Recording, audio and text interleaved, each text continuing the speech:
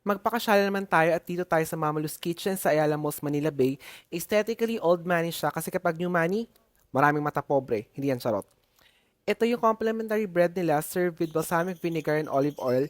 Free ang refills hanggang 3 servings o hindi yan unlimited ha. After that, may additional charge na. Syempre, hindi ko na tinanong kung magkano. Bakit ba? Fluffy and airy yung texture ng bread, mildly sweet ang lasa pero may konting tanginess na nagbibigay ng depth of flavor.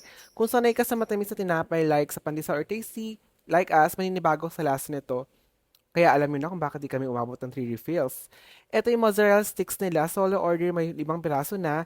Hindi lang siya kasing tigas sa Shakey's kasi sa Shakey's di ba parang naka-Viagra? Charot. Masarap naman siya, pati yung dipping sauce.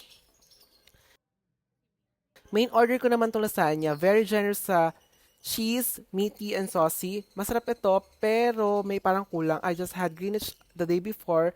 At kita mo naman sa Greenwich, diba? One seat apart yung meat nila. Pero mas gusto ko yung sauce nun as compared dito sa Mama Luz.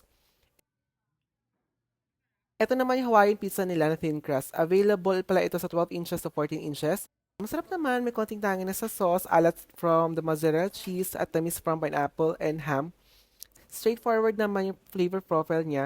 Si Nikki, nag-order naman ng salmon, sitloben tuna, salpicao, and salad. Si Nene, aglio olio. Ito ang total bill namin. May minimal service charge lang din sila. As always, take everything you read online with a grain of salt. Iba-iba pa rin tayo ng panlasa at as is tradition, wala naman talaga masarap na tayo dahil ikaw lang, masarap na tayo. Okay, bye! Mwah!